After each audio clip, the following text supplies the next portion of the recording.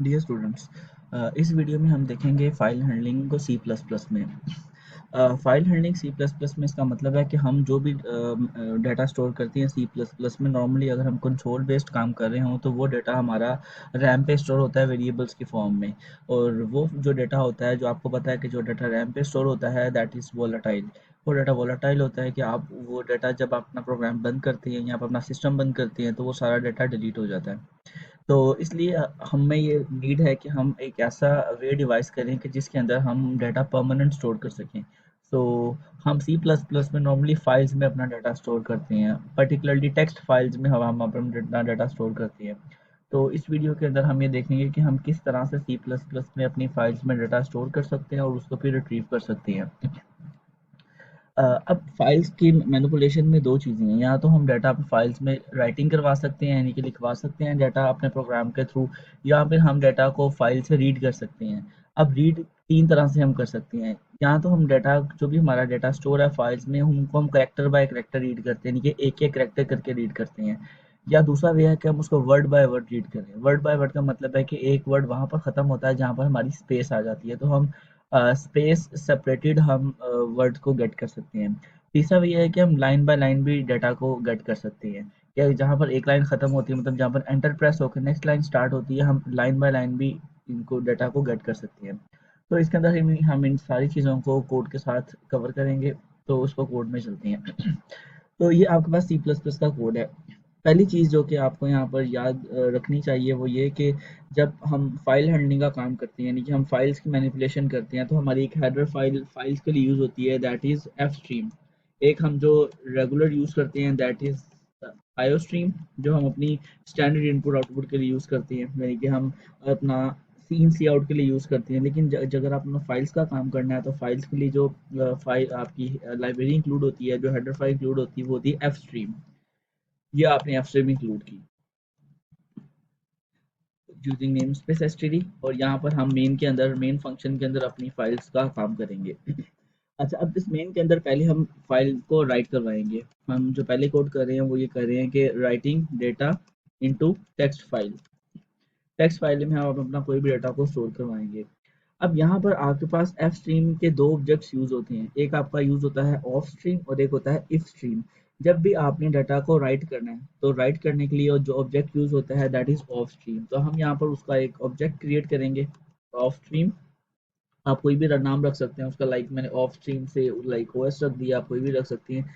इसके बाद आपने फाइल को ओपन करना है, क्योंकि जब भी आपने फाइल में डाटा रीड या राइट करवाना है तो उसके तीन स्टेप्स होते हैं कि आपने सबसे पहले फाइल को ओपन करना है, फिर आपने फाइल में रीडिंग या राइटिंग जो भी करवाना है वो करवाना है, थर्ड स्टेप पे आपने फाइल को क्लोज करना होता है।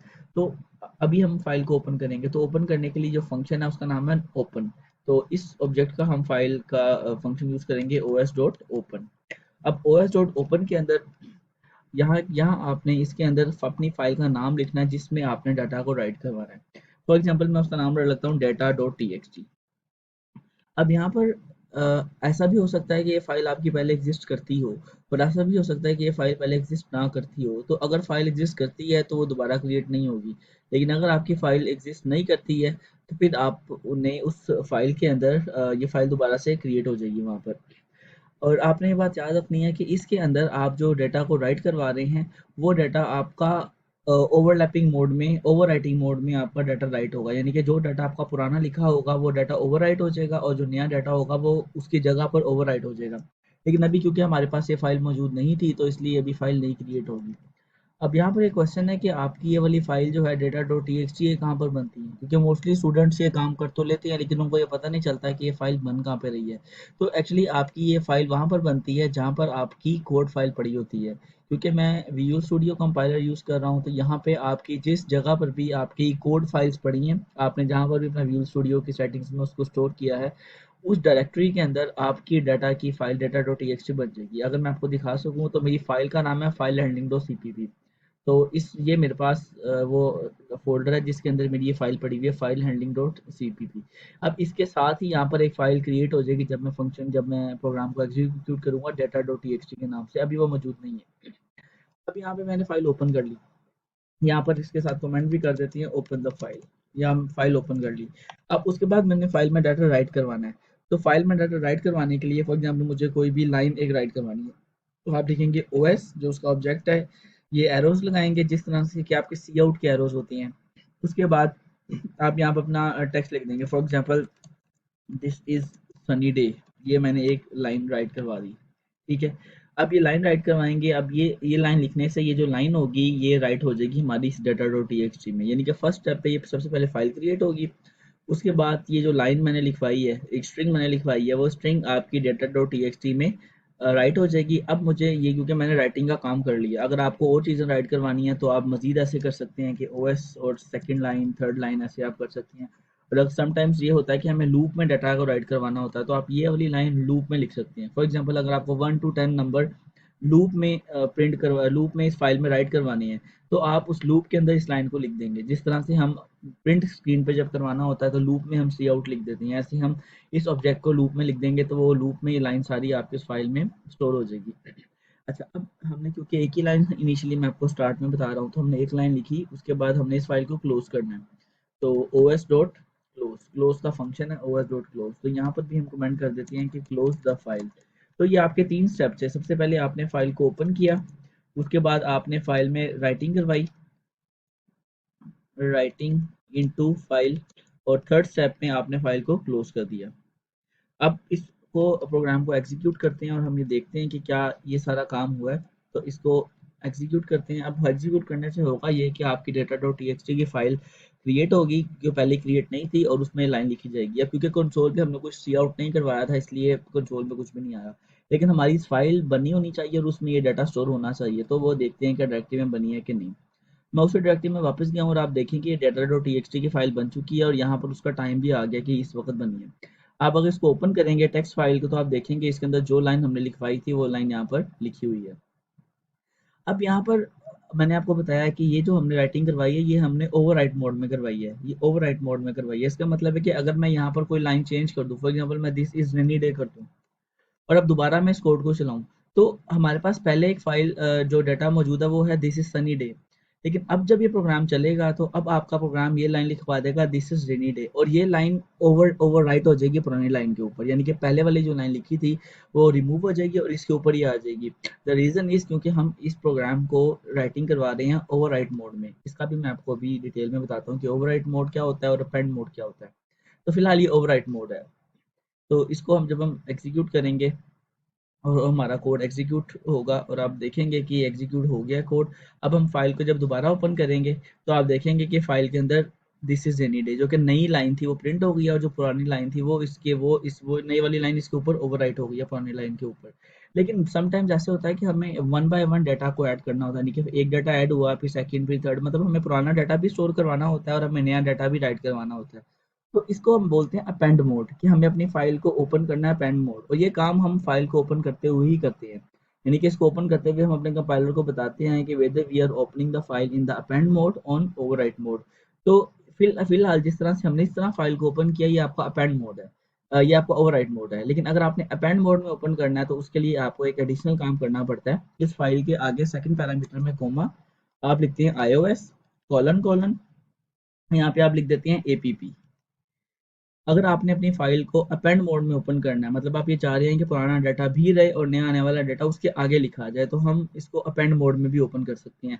अपेंड मोड में ओपन करने का तरीका ये है। तो इसका मतलब अब जब ये फाइल ओपन होगी अपेंड मोड में ओपन होगी, और अब हम जो भी लिखवाएंगे वो पुराने वाली चीज़ के आगे अपेंड होगा। यानी कि अभी हमारे पास करंटली जो फाइल है data dot T x T की, इसमें हम देख सकते हैं कि इसमें हमारे पास लिखा हुआ है this is rainy day, this is rainy day लिखा हुआ है। लेकिन अब हम जो भी लिखवाएंगे वो इसके आगे ओवरराइट हो जाएगा। फॉर एग्जांपल हम नेक्स्ट लाइन पे लिखवाना चाह रहे हैं नेक्स्ट चीज़, तो अब आपने नेक्स्ट लाइन पे लिखवाना है for example this is sunny day. अब नेक्स्ट लाइन के लिए हम जो अपनी कंसोल पे काम करते हैं वो हम लिखते हैं बैक स्लैश एन। लेकिन यहाँ पर समटाइम्स बैक स्लैश एन नहीं वर्क करता, तो आपने बैक स्लैश आर और बैक स्लैश एन दोनों लिखने हैं। तो इससे आपका ये जो दिस इज सनी डे होगा ये नेक्स्ट लाइन पर आ जाएगा, पुरानी भी लाइन रहेगी, यानी कि दिस इज रेनी डे जो कि अभी है वो भी रहेगा। और अब क्योंकि फाइल अपेंड मोड में ओपन हुई है तो आपका ये जो नई वाली लाइन है वो उसके आगे अपेंड हो जाएगी। तो अब जब इसको हम राइट एग्जीक्यूट करेंगे तो आप देखेंगे कि जो नेक्स्ट लाइन है, मतलब दिस इज सनी डे, वो पुरानी लाइन के आगे अपेंड हो जाएगी। ये देखें, आप देख सकते हैं कि ये आपकी दिस इज रेनी डे के आगे this is sunny day append हो गई है।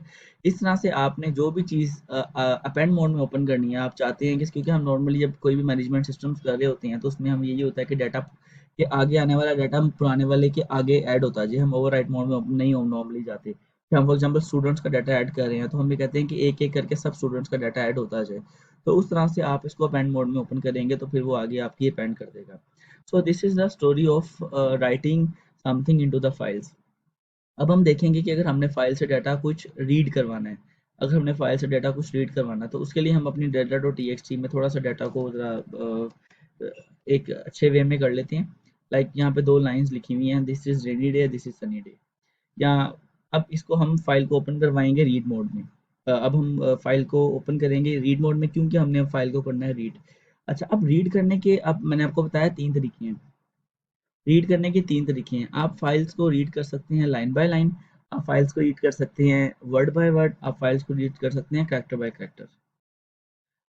अब यहाँ पर हम जो फर्स्ट मोड यूज़ करेंगे वो हम करेंगे फाइल्स को हम रीड करेंगे कैरेक्टर बाय कैरेक्टर। तो ये तो आपका राइटिंग का कोड था, इसको हम फिलहाल सब पूरे कोड को मैं कमेंट कर देता हूँ सो दैट कि दोबारा राइटिंग ना हो, क्योंकि अगर हम कोड इसी को दोबारा चला देंगे तो दोबारा राइटिंग हो जाएगी। तो इसको हम कर देते हैं कमेंट। अच्छा, उसके बाद अब यहाँ पर हमने काम करना है जिसमें हम डाटा को रीड करेंगे फाइल से। तो रीड करने के लिए जो ऑब्जेक्ट होता है दैट इज इफ स्ट्रीम।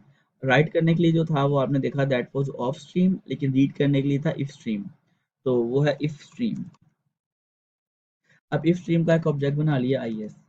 यहाँ पर भी वही सिनेरियो है कि आपने सबसे पहले फाइल को ओपन करना है रीड मोड में। अब क्योंकि इफ स्ट्रीम ऑब्जेक्ट है तो उसको ऑटोमेटिकली पता है कि मैंने रीड मोड में ही ओपन होना है। आई एस डॉट ओपन, सिंटैक्स वही है कि आपने फाइल को ओपन किया और फाइल का नाम लिख दिया data dot T x T. यहाँ पर आपने फाइल को रीड किया। अब यहाँ पर एक एडिशनल बात ये है कि आप यहाँ पर ये भी चेक कर सकते हैं कि भाई वो फाइल एग्जिस्ट करती भी है कि नहीं करती। हो सकता है क्योंकि अब आपने रीडिंग करनी है, रीडिंग के लिए फाइल का पढ़ा होना ज़रूरी है। अगर फाइल नहीं पढ़ी हुई तो फिर आपकी रीडिंग कहाँ से होगी। इसलिए यहाँ पर आप ये चेक कर सकते हो कि फाइल ओपन हुई भी है कि नहीं हुई, मतलब वो कोई एग्जिस्ट करती है, कोई उस पर परमिशंस का इशू तो नहीं है, मतलब वो ओपन हुई है रीड करने के लिए। तो उसके लिए हमारे पास जो फंक्शन होता है वो होता है इज ओपन का। यानी कि अगर आपको ये चेक करना है कि ये फाइल ओपन हुई है कि नहीं, तो आप यहाँ पर ये कर सकते हैं इफ चेक लगा लें इस जो आई एस इसका ऑब्जेक्ट था आई S dot is open, is underscore open, ये आपका फंक्शन है। अगर तो आपकी फाइल ओपन हुई है तो ये आपका ट्रू रिटर्न करवाएगा।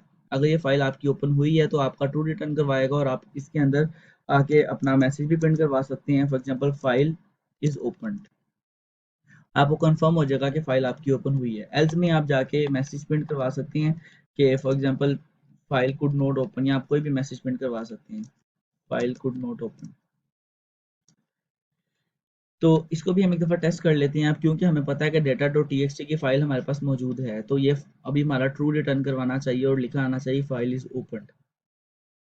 और ये क्योंकि मैंने कंसोल पे प्रिंट करवाया तो आप देखेंगे कि ये चीज़ कंसोल पे हमारे पास शो हो जाएगी कि देखिए फाइल इज़ ओपन। अब फॉर एग्जांपल मैं ऐसी फाइल का नाम लिखता हूँ जो एग्जिस्ट नहीं करती, फॉर एग्जांपल डाटा वन। अब आप देखें डाटा वन की फाइल मेरे पास एग्जिस्ट नहीं करती इस फोल्डर के अंदर। तो ये जो अब मेरे पास एरर आना चाहिए, अब ये आना चाहिए file could not be open, यानी कि हमारे पास इस ओपन के फंक्शन को इस दफ़ा फॉल्स रिटर्न करना चाहिए क्योंकि फाइल हमारी ओपन नहीं हुई, क्योंकि वो एग्जिस्ट नहीं करती। तो आप देखोगे कि लिखा आ गया कि file could not be open. So in this way you can check कि आपकी फाइल ओपन हुई है कि नहीं। तो हम इसी के अंदर ही काम कर लेते हैं। For example file is open और उसके बाद हम यहाँ पर या इस फाइल इज़ ओपन वाले सेक्शन में हम इसको भी अपना डाटा रीड करवा लेते हैं। और अगर फाइल में इन केस रीड ना हो सकी तो फिर वो लिखा आ जाएगा कि फाइल आपकी ओपन नहीं हुई। अच्छा, अब यहाँ पर इसको आपने ओपन करना है। ओपन तो आपने कर लिया, फाइल को चेक भी कर लिया कि वो ओपन है, और अगर है तो फिर आप इस यहाँ पे इस कंडीशन के अंदर आ जाएंगे। अब यहाँ पर सबसे पहले हम फाइल को रीड करते हैं करैक्टर बाय करैक्टर। तो इसके अंदर आपको प्रीवियस जो राइटिंग की तरह ये बताना नहीं पड़ता है कि आपने पेन मोड में ओपन करना है या आपने ओवरराइट मोड में ओपन करना है। यहाँ पर आपको इस तरह से कंपाइलर को बताना नहीं पड़ता है कि आप करैक्टर बाय करैक्टर रीड करवा रहे हो, आप वर्ड बाय वर्ड करवा रहे हो, या आप लाइन बाय लाइन करवा रहे हो। ये आपकी मर्जी है। एक्चुअली जिसके अंदर आपने डाटा को रिसीव करना है ना, आप उसकी टाइप ही वैसी बना देते हैं। फॉर एग्जाम्पल कि मैं अभी यहाँ पर करैक्टर बाय करैक्टर रीड करना है तो यहाँ पर मैं एक करैक्टर क्रिएट कर लेता हूँ करैक्टर सी एच के नाम से। ठीक है। अब आप यहाँ पर हमने रीड करवाने के लिए आप का जो ऑब्जेक्ट है वो आई एस, तो आप लिखेंगे आई एस एरो। अब ये सी इन वाले एरोज हैं, सी इन वाले टाइप के एरोज हैं, और आपने जो भी रीड करवाना है वो आई एस यानी कि फाइल से निकल के आपके इस सी एच के अंदर आ जाएगा। तो अब जो भी आप रीड आपकी फाइल के अंदर एक कैरेक्टर उठेगा वो सी एच के अंदर आ जाएगा, सेकंड आएगा वो सी एच के अंदर आ जाएगा, ऐसे एक एक करके सारे कैरेक्टर्स आपके रीड हो जाएंगे यहाँ पे।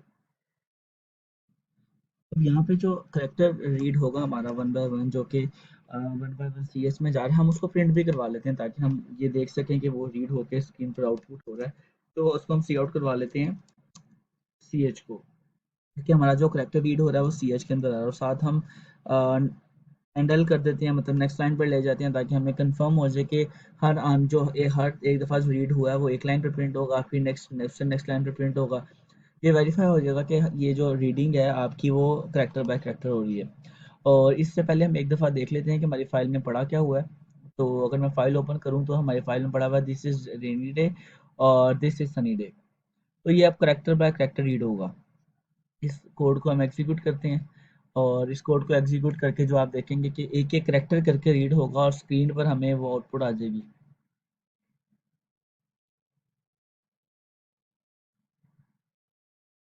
ये देखिए, इसमें एक करैक्टर रीड हुआ है क्योंकि हमने एक करैक्टर को ही रीड किया था, मतलब पहला करैक्टर रीड हुआ है टी, तो मतलब ये वेरीफाई हो गया कि हर करैक्टर एक दफ़ा रीड हुआ है। अब मैं चाह रहा हूँ कि पूरी फाइल रीड हो, मतलब पूरी फाइल रीड हो, पहले टी फिर एच फिर आई फिर एस, ऐसे एक एक करके करैक्टर करके पूरी फाइल रीड हो। तो अभी मैंने एक करैक्टर को रीड किया तो उसने मुझे वेरीफाई किया कि पहला करैक्टर रीड होकर प्रिंट हुआ है स्क्रीन पर। लेकिन अब हमें सारे करैक्टर रीड करने हैं, तो इसका मतलब, और हमें ये भी नहीं पता कि वो फाइल कितनी बड़ी है, क्योंकि यहाँ पर लूप लगाना पड़ेगा। इस लूप और लूप को ये हमें लूप हम ये कैसे बताएंगे कि हम कितनी हमारी फाइल है, क्योंकि फाइल के कैरेक्टर्स हम रीड तो नहीं कर सकते कि हम fix number of time loop चलाएं। तो इसके लिए हमारे पास एक मेथड होता है, वो ये होता है कि हम एंड ऑफ फाइल तक लूप चला सकते हैं, यानी कि हम उस वक्त तक लूप चला सकते हैं जब तक हमारी फाइल एंड नहीं हो जाती। अब हमें पता कैसे चलेगा कि हमारी फाइल एंड हो गई है, तो उसके लिए हमारे पास एक फंक्शन है।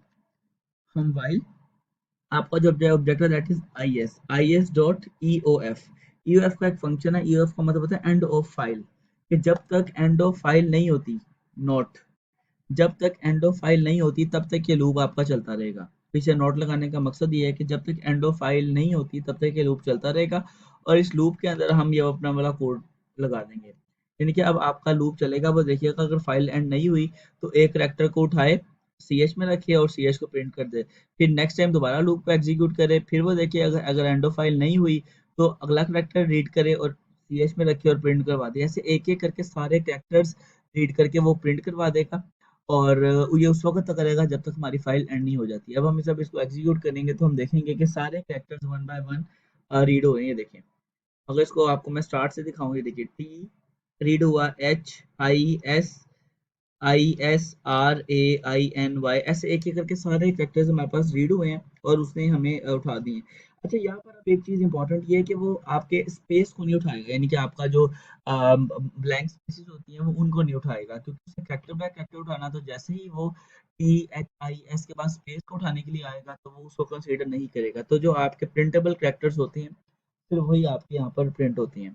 तो ये तो हमारा फर्स्ट वे था कि जिसके अंदर हमने कैरेक्टर बाय कैरेक्टर रीडिंग की। अब हम वर्ड बाय वर्ड रीडिंग करते हैं, मतलब हम ये चाह रहे हैं कि पहले दिस हमारे पास रीड हो, फिर इज हो, फिर रेनी हो, फिर डे हो, मतलब एक एक वर्ड करके प्रिंट हो, क्योंकि समटाइम्स हमें ऐसे ही करना पड़ता है कि हमें एक एक वर्ड पे काम करना पड़ता है। तो उसके लिए द थिंग इज सिंपल कि आपने जहाँ पर करेक्टर का उठाया था, क्योंकि जब आप उठा रहे हैं यहाँ पे करेक्टर, तो आप कंपाइलर ये देखिएगा कि भाई वो करेक्टर मैं उठा के रखवा किस में रहा हूँ।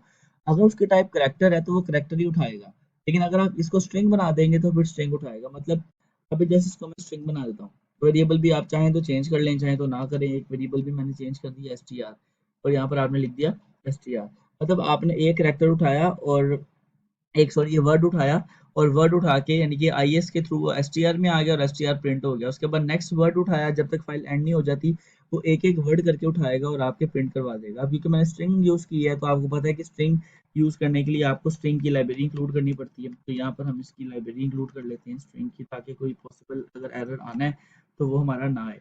तो अब इसको हम एग्जीक्यूट करेंगे और हमारे पास वही फाइल है दिस इज रेनी डे वाली। तो अब आप देखेंगे कि जो एंड ऑफ फाइल तक, फाइल एंड होने तक वर्ड उठाएगा, मतलब वो पूरे पूरे वर्ड उठा के हमारी स्क्रीन पर प्रिंट करवा देगा। ये देखिए, this is rainy day, this is sunny day. अब यहाँ पर इम्पोर्टेंट बात यह है कि उसको पता कैसे चलेगा कि ये वर्ड पूरा हो गया है। तो जहाँ पर भी आपकी स्पेस आती है, मतलब ब्लैंक कैरेक्टर आता है, वहां पर कंपाइलर को पता चल जाता है कि यहाँ पर हमारा एक वर्ड कंप्लीट हो रहा है, तो वो फिर उसके हिसाब से वर्ड उठाता है।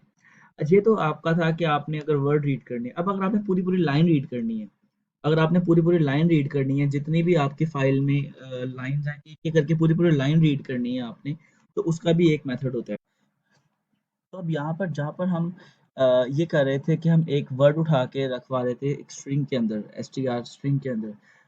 अब हम यहाँ पर एक वर्ड नहीं उठाएंगे, यहाँ पर हम पूरी लाइन उठाएंगे। इसकी एग्जांपल ऐसी है कि अगर आपने यूजर से इनपुट लेनी हो किसी स्ट्रिंग की फॉर्मेट में, और आप चाहते हैं कि उसमें स्पेस ना आए, मतलब ज़रूरी नहीं है कि स्पेस हो, तो फिर आप सीन से इनपुट ले लेते हैं।